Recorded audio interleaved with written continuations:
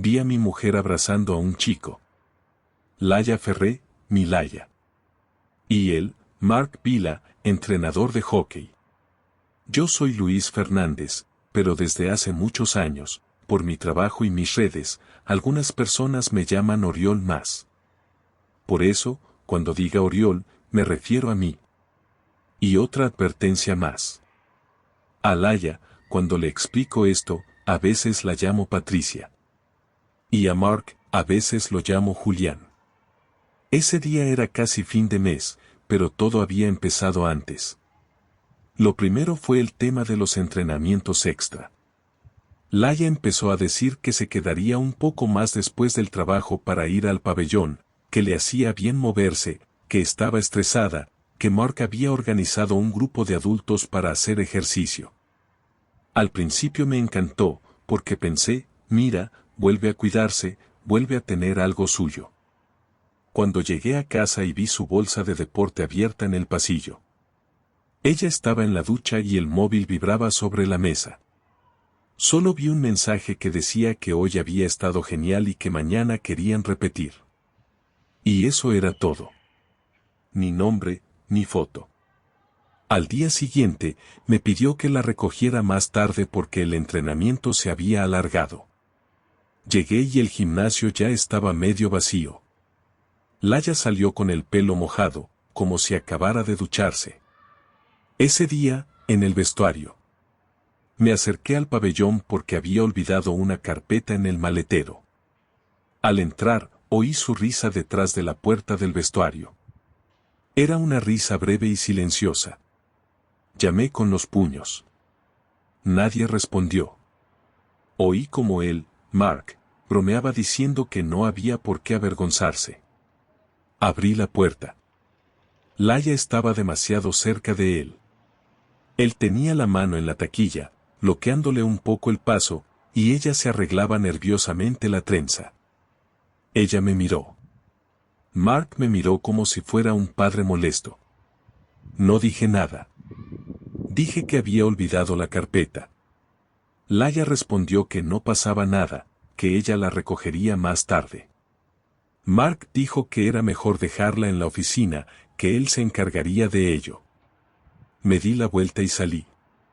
En el coche, ya solo, me quedé mirando mis manos. Estaban rojas de apretar el volante. Me sudaban las palmas aunque hacía frío. Encendí el motor y lo apagué. Encendí y apagué. Me vi en el espejo y tenía la mandíbula apretada, pero no era de rabia solo. Era como si el cuerpo no quisiera aceptar la escena. Llegué a casa, Laia tardó casi una hora.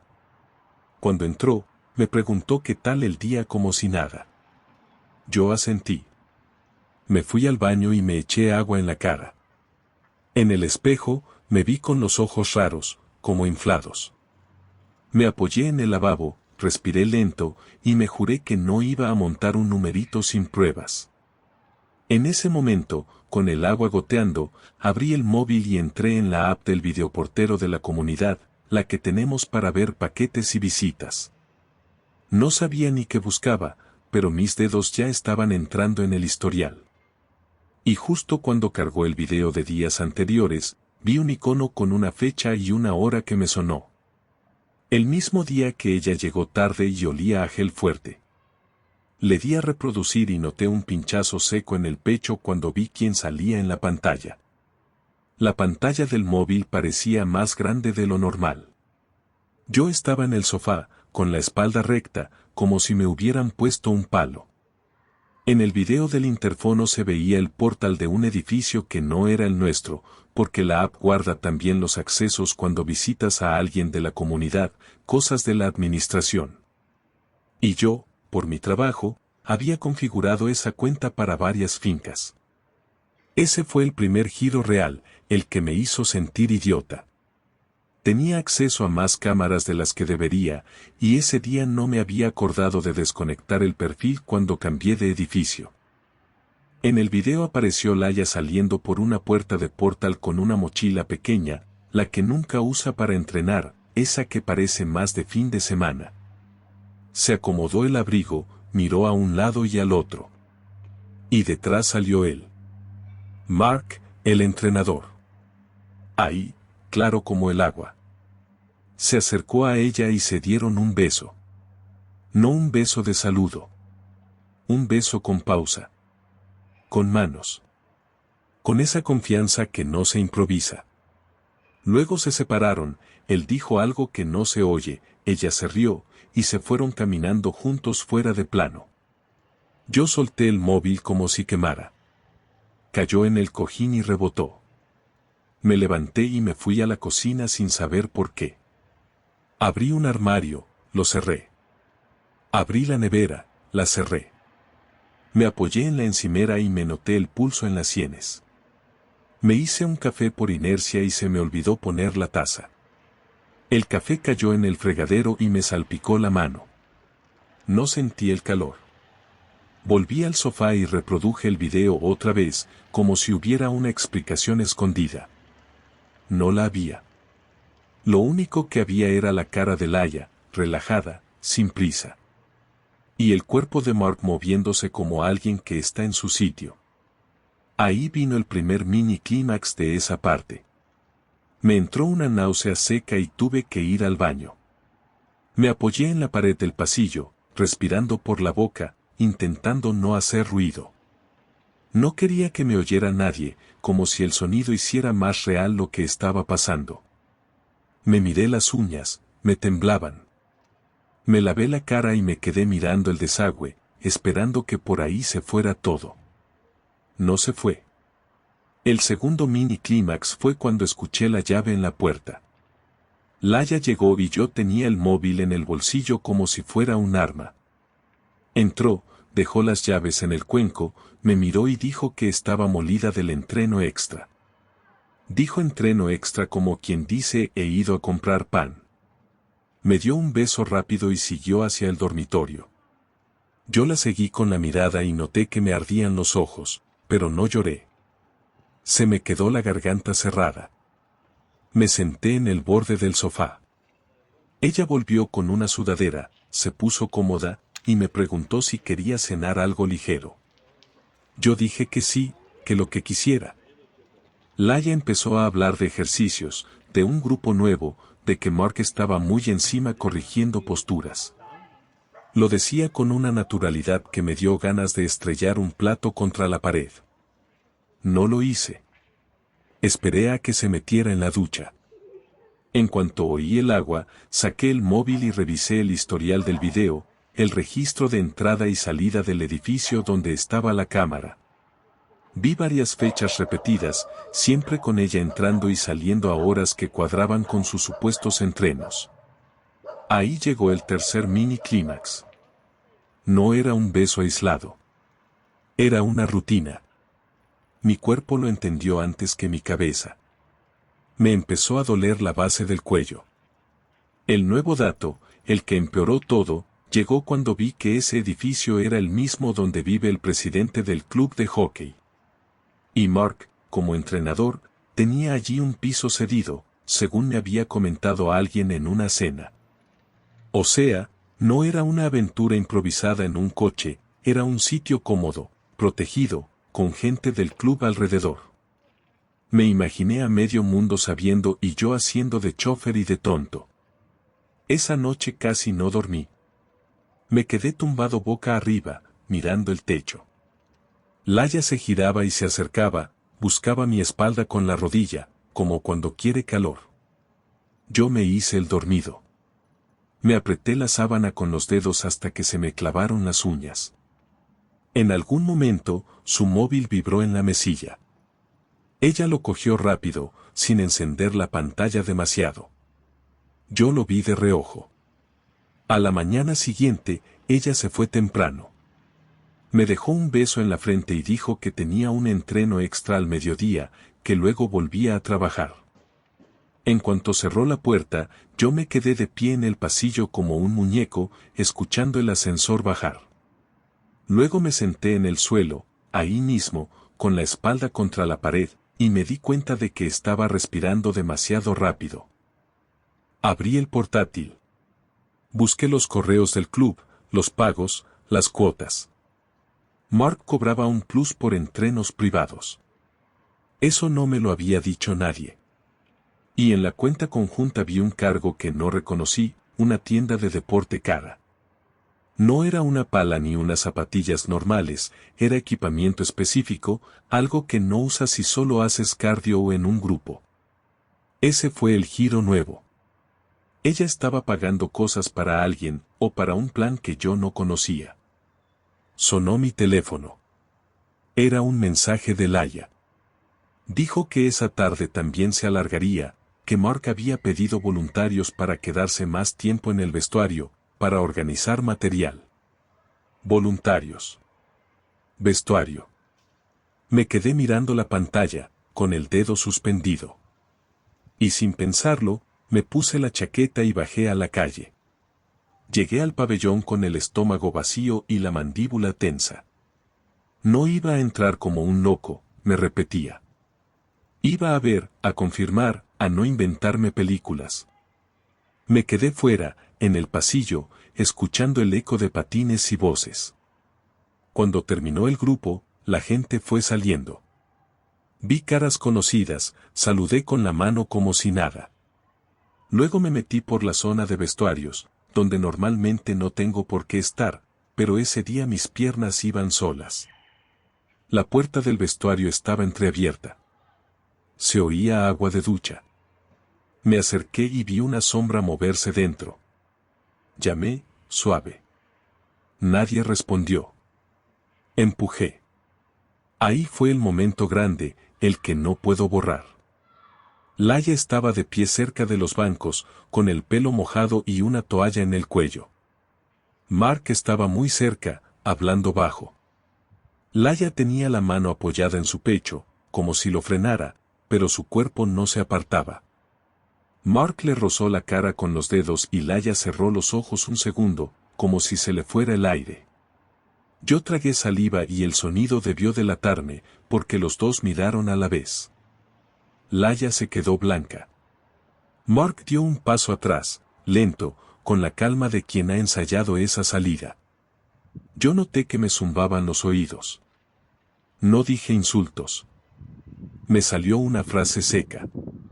Yo dije que ya estaba. Que no hicieran teatro. Laia dijo que Luis, por favor, que no era lo que parecía. Mark dijo que yo me estaba pasando, que allí había gente, que si quería hablar que fuera fuera. Yo me reí, pero fue una risa corta, sin alegría. Me llevé la mano a la nuca y noté el sudor frío. Me giré hacia Laia. Yo dije que cuánto tiempo. Laia dijo que era una tontería, que se habían pasado de confianza, que ella estaba confundida. Yo di un paso hacia ella y vi que le temblaban los labios.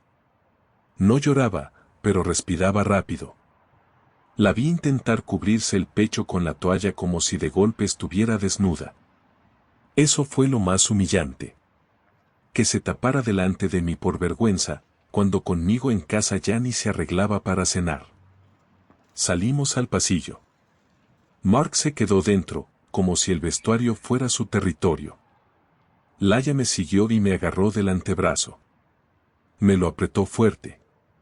Yo miré sus dedos clavados y pensé que esa mano había tocado cosas que no eran mías.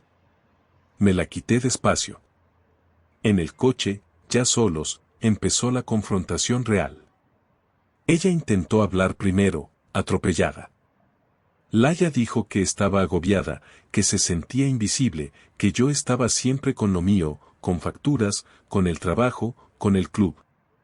Yo le respondí que vale, que si yo era un desastre se podía decir, se podía gritar, se podía pedir terapia, lo que quisiera.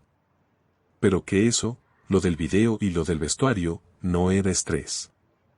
Laia se quedó callada. Miró por la ventanilla.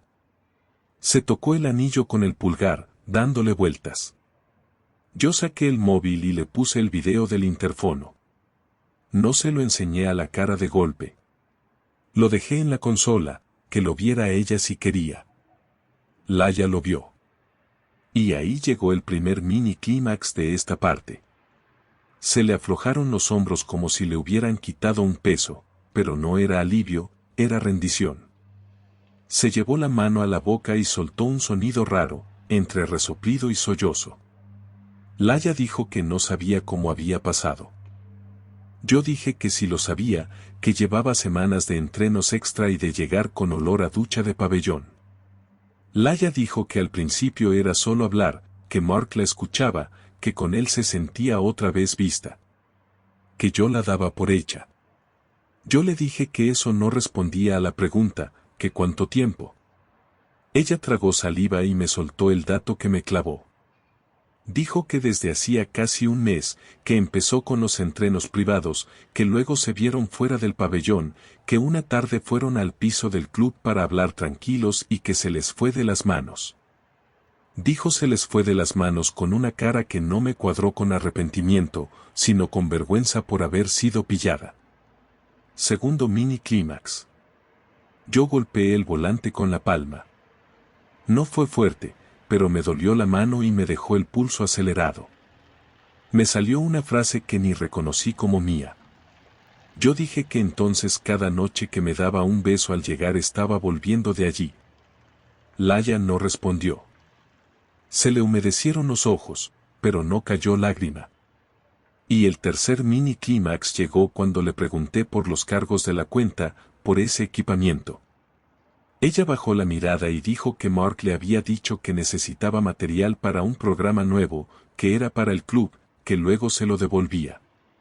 Yo abrí la app del banco y se lo enseñé. No era para el club. Era una compra a su nombre. Y había más, pequeñas cantidades, comidas, gasolina, cosas que cuadraban con desplazamientos a ese piso. Ahí vino la revelación que subió la apuesta. Laia dijo que Mark le había prometido que si ella se tomaba en serio el hockey, él podría meterla en un equipo femenino amateur con viajes y torneos.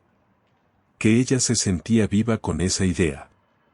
Y que Mark le decía que yo era un obstáculo, que yo solo quería control y rutina. Me quedé mirándola. Me vi reflejado en el retrovisor, con la cara dura. Le dije que parara, que no me vendiera el discurso de alguien que quería su propia novela. Laia me pidió que no lo contara a nadie. Me lo pidió sin mirarme, como si fuera un trámite. Yo le respondí que antes de hablar de secretos, quería saber si Mark estaba ahí, si seguía en el pabellón. Laia dijo que sí, que estaba dentro. Yo abrí la puerta del coche, salí y cerré de un portazo. Sentí el frío en la cara. Di 3 pasos hacia la entrada del pabellón. Laia salió detrás y me agarró otra vez. Laia dijo que no, que por favor, que no hiciera una locura. Yo me giré y la miré. Le dije que la locura llevaba semanas en marcha y que yo solo acababa de llegar. Ella apretó los labios. En ese momento, desde la puerta del pabellón, vi a Mark salir con calma, con la bolsa al hombro, mirando el móvil. Nos vio y sonrió como quien llega tarde a una reunión. Y yo me quedé ahí, con Laia sujetándome, viendo cómo se acercaba. Esa noche no hubo gritos de película. Hubo algo peor, silencio con cosas moviéndose. Mark se acercó, dijo que si queríamos hablar, habláramos como adultos. Yo noté que se me tensaban los antebrazos. Me imaginé mi mano empujándolo contra la pared. No lo hice. Me aparté un paso y le dije que se fuera. Se lo dije despacio, con la voz baja, para no darle el gusto de verme perder el control. Mark dijo que Laia era mayor, que nadie la obligaba.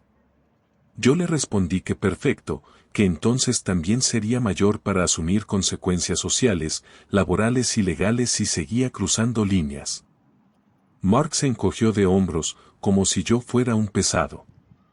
Y ahí fue cuando entendí algo. Ese tío vivía cómodo en el caos. No tenía nada que perder. Cuando volvimos a casa, Laia intentó abrazarme en el pasillo. Yo me aparté. Me fui directo al despacho y cerré la puerta. Me senté en la silla y me quedé mirando la pantalla apagada del ordenador. Tenía las manos frías. No quería venganza de película. Quería recuperar el control de mi vida sin meterme en líos. A la mañana siguiente, empecé mi parte. Lo que tú llamarías venganza, yo lo llamé orden. Primer golpe, legal y limpio.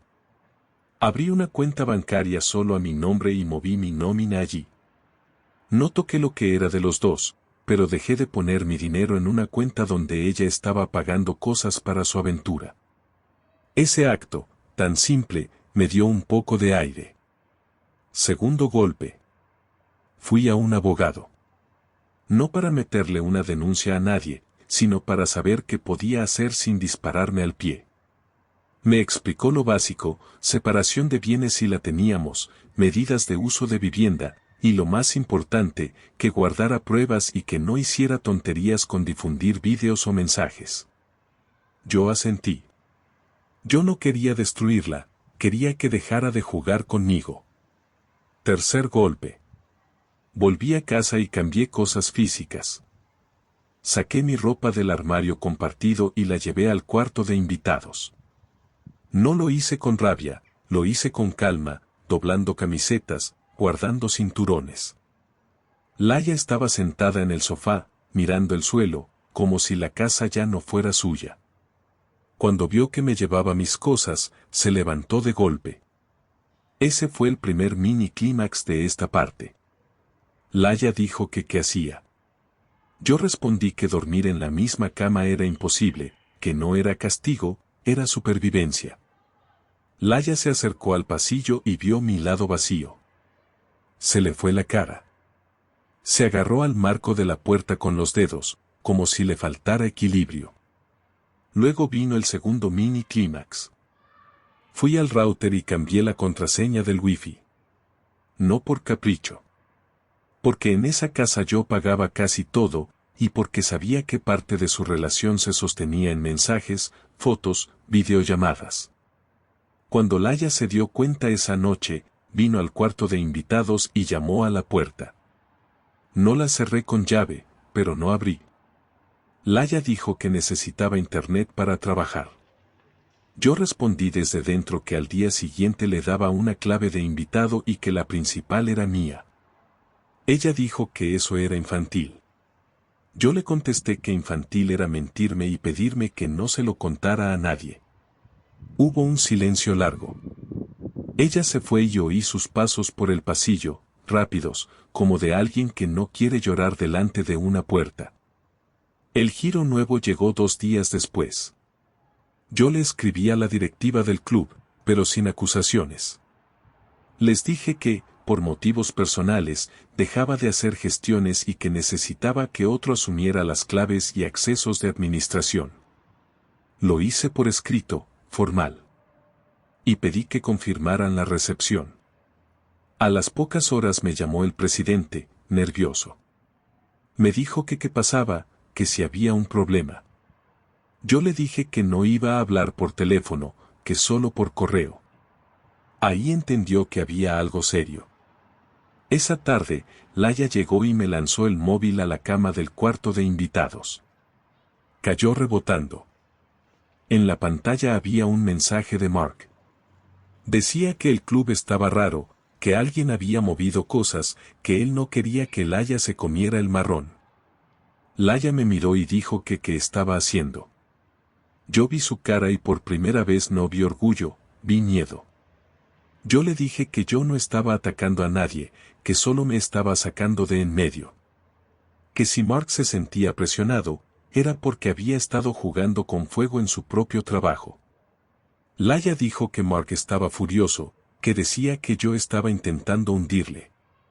Yo respondí que yo no estaba intentando hundir a nadie, que él se estaba hundiendo solo si la gente empezaba a hacer preguntas. El tercer mini clímax llegó esa noche cuando sonó el timbre. Yo estaba en el salón, Laia en la cocina. Sonó otra vez, insistente. Abrí la mirilla y vi a Mark en el rellano, con la capucha puesta, mirando fijo a la puerta como si fuera suya. Laia se acercó por detrás, vio mi cara, y se quedó quieta. Mark volvió a llamar, fuerte. Yo noté que se me ponían los pelos de los brazos de punta. Abrí un poco, con la cadena puesta. Mark dijo que teníamos que hablar ya. Yo no respondí enseguida. Miré a Laia. Ella estaba pálida, con los labios apretados, como si no supiera a quién proteger. Mark metió el pie cerca de la puerta, sin empujar, pero lo suficiente para intimidar. Y yo sentí que esa casa, por primera vez en años, no era un lugar seguro. Esa fue la noche en la que entendí que la rabia dura poco, pero el desgaste dura más. Me temblaban las piernas, no de miedo, de cansancio.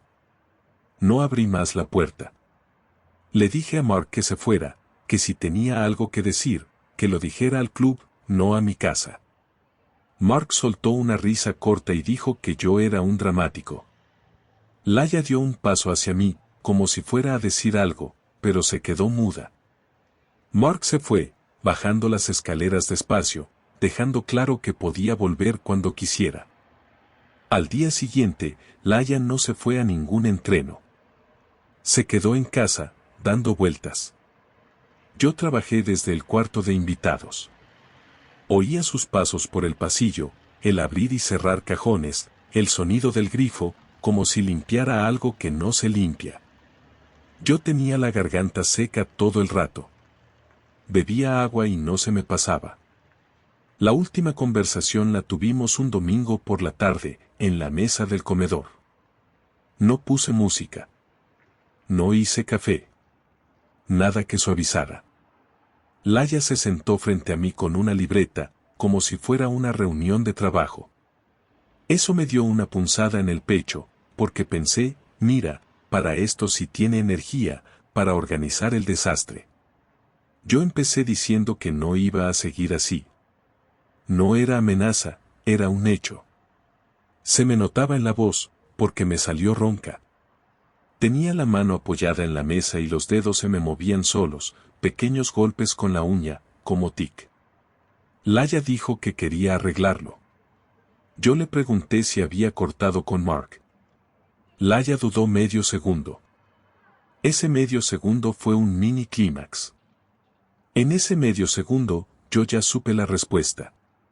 Laia dijo que no era tan simple, que él era su entrenador, que lo veía cada semana, que había gente, que había rumores, que si de repente dejaba el club sería raro. Yo le respondí que raro era lo que yo había visto en el vestuario, que raro era el video del interfono, que raro era que ella se preocupara más por quedar bien en el club que por su casa. Laia bajó la mirada y empezó con las excusas. Dijo que yo llevaba tiempo distante, que ella se sentía sola incluso conmigo al lado, que Mark le daba conversación, que le hacía sentir atractiva, que no buscaba hacerme daño. Mientras hablaba, se frotaba las manos, como si tuviera frío. Yo la miraba fijamente y notaba que me parpadeaban los ojos más de lo normal. Segundo mini clímax. Le pedí que me mirara y me dijera si había sido solo una vez. Me levanté un poco de la silla, sin llegar a ponerme de pie, como si el cuerpo quisiera escapar. Laia me miró y dijo que no. Que no había sido una vez. Que habían estado viéndose varias semanas. Que había habido el piso del club, el coche, alguna comida después de entrenar. Lo decía sin detalles, pero cada palabra era como una piedra que caía en la mesa. Yo apoyé la espalda en la silla y me pasé la mano por la cara. Me raspé la mejilla con la palma, como si quisiera despertarme. Ella siguió. Dijo que Mark le había dicho que él también lo sentía, que era especial, que ella era distinta. Que él le prometía cosas, viajes con el equipo, sentir que pertenecía a algo. Yo pregunté si Mark le había dicho que dejara su matrimonio. Laia se quedó callada. Luego dijo que sí, que lo había insinuado, que decía que yo no la entendía. Ese fue el giro nuevo de esta parte. No era solo sexo o emoción, era que había alguien empujándola a borrarme, a convertirme en el malo para justificarlo todo. Tercer mini clímax. Yo saqué un sobre y lo dejé en la mesa. No era una demanda todavía, pero sí era una propuesta formal de separación, redactada por el abogado, con opciones. Uso de vivienda, cuentas, y una fecha límite para que ella decidiera si se iba voluntariamente unos meses o si lo hacíamos por vías más tensas. Laia miró el sobre y su respiración cambió. Se le notó en el pecho, subiendo y bajando rápido. Laia dijo que yo ya lo tenía decidido. Yo le respondí que yo no había decidido que ella se besara con otro en un portal, que yo no había decidido abrir una puerta de vestuario y encontrarme esa escena. Que lo único que había decidido era no quedarme quieto esperando a que me acabaran de vaciar por dentro. Laia empezó a llorar, por fin. Pero no era un llanto bonito. Era un llanto feo, con mocos, con la cara roja. Se tapaba la boca con la mano para que no se oyera demasiado. Yo me quedé sentado, sin moverme. Me dolía verla así, te lo digo de verdad. No porque la perdonara, sino porque era mi vida también, y ver eso era ver el final de algo que yo había cuidado. Le dije que podíamos hacer esto de forma decente. Que si ella se iba una temporada, podíamos hablar con calma, sin Mark rondando la puerta, sin amenazas silenciosas. Que si quería intentar reconstruir algo, primero tenía que cortar, de verdad, y asumir el coste social. Laia se secó la cara con la manga. Me miró y dijo que no sabía si podía dejar el club, que ahí tenía amigas, que ahí se sentía alguien. Y ahí fue cuando yo sentí algo raro, como una caída lenta dentro del pecho, una tristeza pesada que me quitó la rabia. Yo le dije que entonces ya estaba. Que si su identidad dependía de un entrenador que se la llevaba a un piso para besarla, yo no podía competir con eso. Laia preguntó qué iba a pasar. Yo le señalé el sobre.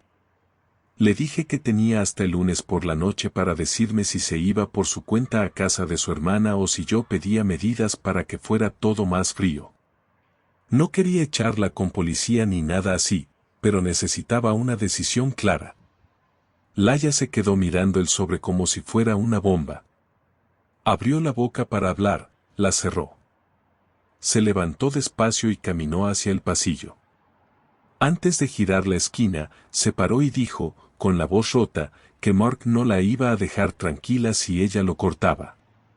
Yo me quedé sentado, con el codo en la mesa, notando el peso de esa frase en la nuca, como si alguien me apretara desde atrás. El lunes por la noche, Laia se fue. No hubo maletas enormes ni escena de portal. Hubo una bolsa de viaje, la misma del video del interfono, y una mochila. La vi doblar ropa sin mirar mucho, como si no quisiera reconocer que estaba dejando. Yo me quedé en el marco de la puerta del dormitorio, con los brazos cruzados, porque si los soltaba me temblaban. Antes de irse, se acercó a mí. Se quedó a medio metro. Me miró a los ojos. Tenía los párpados hinchados. Me dijo que lo sentía. No lo dijo bonito, lo dijo con un hilo de voz. Yo noté que se me movía la garganta, como si me fuera a salir un sonido, pero no salió. Asentí, una vez. No por perdón, sino por cerrar ese momento. Se fue a casa de su hermana, como habíamos dicho. Yo cambié la cerradura al día siguiente, con factura y todo, por seguridad y porque Mark ya había demostrado que no entendía límites. Le envié a Laia una copia de la llave nueva solo si venía acompañada de alguien de confianza para recoger cosas, y siempre con horario. No fue una guerra, fue un protocolo. Con Mark, pasó lo que tenía que pasar cuando dejas de tapar el sol con la mano. El club me pidió una reunión formal, porque el presidente estaba nervioso con mis correos y con la renuncia a las claves. Yo fui, sin gritos, con el abogado asesorándome por detrás. No fui a acusar con espuma en la boca. Fui a decir que por motivos personales no quería seguir ligado a la gestión y que, además, quería que constara que Mark se presentó en mi casa de forma intimidatoria. Eso sí lo dije, con fecha y hora aproximada, sin exagerar. Ellos tomaron nota. A la semana, me llegó un correo del club. Mark quedaba apartado temporalmente de entrenos de adultos mientras revisaban protocolos internos. No sé si fue por lo mío o porque ya había más historias, pero el efecto fue inmediato. Laia me escribió esa misma noche. Me dijo que Mark estaba fuera de sí, que le llamaba sin parar, que le decía que todo era culpa mía. Ella escribió eso y luego añadió que estaba asustada. Yo le respondí corto. Le dije que si se sentía acosada, que lo denunciara, que yo no iba a ser su escudo, pero que tampoco quería que le pasara nada. Le di el contacto de un abogado y el de una amiga suya que yo sabía que era sensata. Y ahí, aunque suene raro, sentí que cortaba un hilo. Porque por primera vez la ayudaba sin meterme en su drama. Le daba un camino y ya. El proceso de separación fue rápido. No porque fuera fácil, sino porque no teníamos hijos y porque yo me moví con papeles en regla desde el primer día. En menos de un mes desde aquel video, ya teníamos firmado un acuerdo provisional. La vivienda se quedaba conmigo por un tiempo, ella se llevaba su coche, sus cosas, y acordamos una repartición de gastos clara. Nada de cuentas mezcladas. Nada de excusas. ¿Y Laia y Mark? Por lo que supe después, se quemaron entre ellos en cuestión de semanas. Laia me escribió un día para pedirme recoger el resto de sus cosas y me soltó, casi sin querer, que Mark la presionaba, que le pedía que se quedara, que luego la trataba mal si ella no contestaba al momento. Yo no le pregunté más.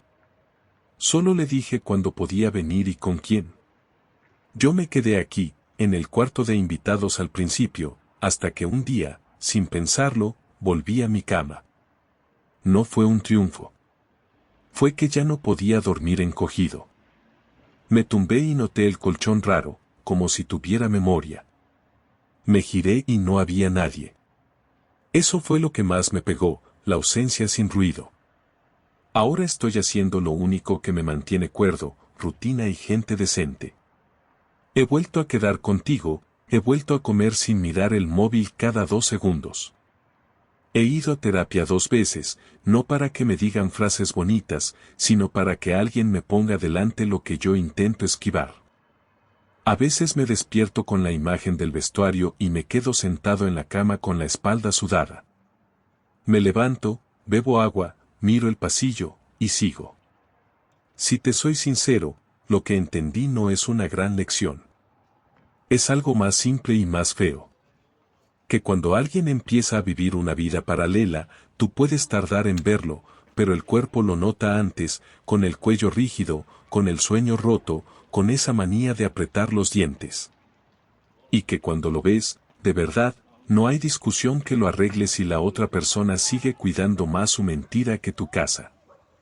Lo que me espera ahora es tranquilo, por primera vez en semanas. Papeles, cambios de nombre en cuentas y aprender a no revisar cámaras como un loco. Y si algún día vuelvo a confiar en alguien, será despacio, sin promesas grandes. De momento, con poder dormir sin escuchar un timbre a deshora me basta.